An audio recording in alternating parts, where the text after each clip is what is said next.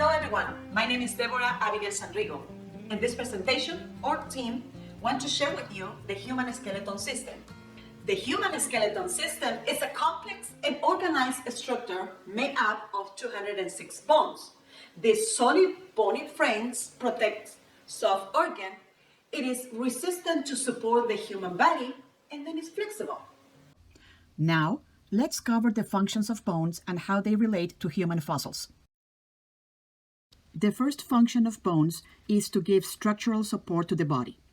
Endoskeletons in ancestral adult vertebrates were originally considered to have been made of cartilage, so bones made of stronger material allowed for more definite structure for other internal tissues and organs. This difference was seen at one point to be a point of distinction between older bones and relatively recent ones.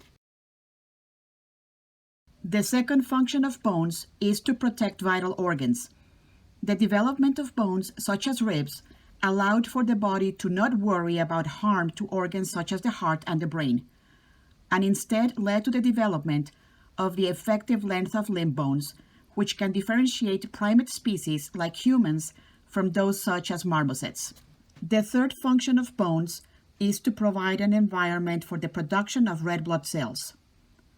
When flesh decomposes off of bones after death, other remnant tissues found in the bone, such as red bone marrow, which produces red blood cells, gets exposed, which is a way to track the age of bones.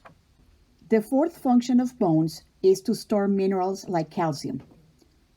One way to discover the species found in a fossil is through the teeth, as the teeth's enamel is made up of calcium, like bones themselves.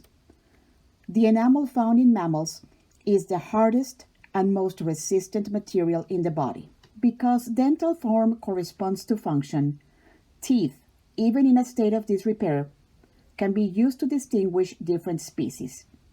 The last function of bones is to aid in movement of the body. Trabecular bone that is found in hip bones, leg bones, and vertebrae is responsive to mechanical loading, which, when paired with muscles and tendons, is responsible for locomotion. These are the ways in how the function of bones relates to the study of human fossils. Now, let's go to Maddie and how types of bones relate to fossils. There are four main types of bones in the skeletal anatomy: long bone, short bone, flat bone, and irregular bone. These four main bones are commonly found in the appendicular skeleton, but can also be found in the axioskeleton. Your fibula and tibula and metacarpals are known as your long bones. Your talus and scapuloids are known as short bones. Your scapula and sternum are flat bones, and your vertebrae and pelvis are your regular bones. The long bones, longer than they are wide, include the femur, the longest bone in the body, as well as relatively small bones in the fingers. Long bones are mostly located in the appendicular skeleton and include bones in the lower limbs. The larger femoral head, along with the hip joint, absorbs more stress while walking.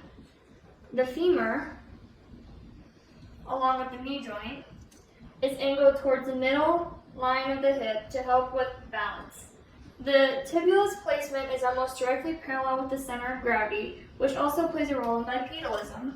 Short bones are about as long as they are wide, located in the wrist and ankle joints. The knee joint, or vagus knee, is closer to the middle line of the hip to help with maintaining balance while walking upright. The big toe, or hallux, is in line with the other toes, which allows for more force when pushing off while walking. The heel bone is robust, which helps with shock absorption and stability. It also allows the attachment of strong ligaments from the ankle to the foot that form a double arch, helping with shock absorption. There are flat bones in the skull, the thoracic cage, and the pelvis. Flat bones are somewhat flattened and can provide protection like a shield. Flat bones also provide large areas of attachment for muscles. There are some flat bones that can be found in the axioskeleton. The pelvis became a bowl shape to help support the upper body while walking, aid in balance. The hip joint is larger than other apes to help with stress absorption. The ilium has more lateral orientation that helps prevent the leg that is on the ground during walking from collapsing towards the swinging leg. Wider hips help with maintaining the center of gravity. There were several key factors that affected the evolution of the human pelvis. Most fossil records of the human pelvis reveal that childbirth, locomotion, and thermoregulation had an impact on the evolution of the pelvis, and those often conflicted. It was not until Homo sapiens evolved in Africa and the Middle East 200,000 years ago that the narrow, anatomical modern pelvis with a more circular birth canal emerged. Irregular bones vary in shape and structure and therefore do not fit in any other category, flat, short, or long. They often have a fairly complex shape which helps protect internal organs. For example, the vertebrae, irregular bones of the vertebral column protect the spinal cord. The irregular bones of the pelvis protect the organs in the pelvic cavity.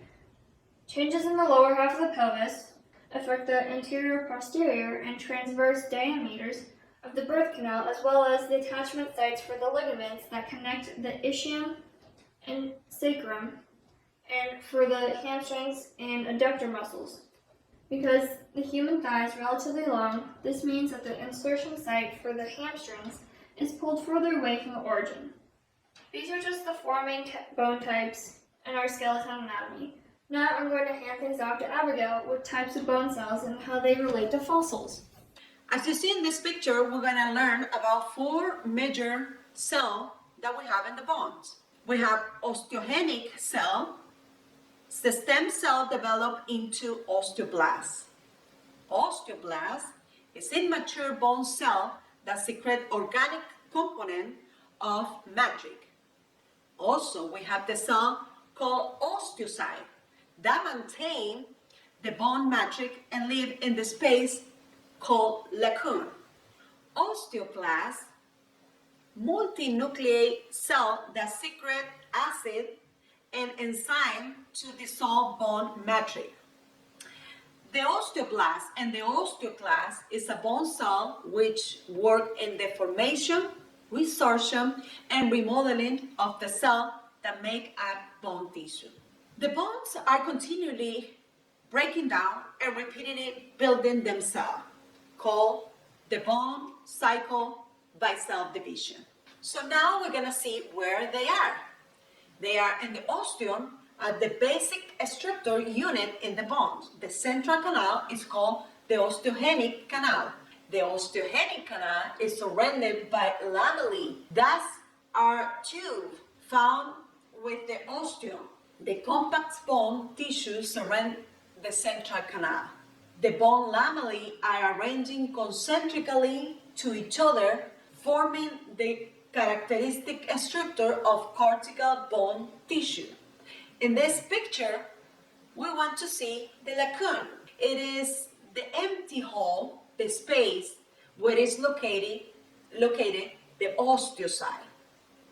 This hole, if you see microscope, it's like a layers, and they prevent the bones are solid and mineralized, so that make the bone flexible.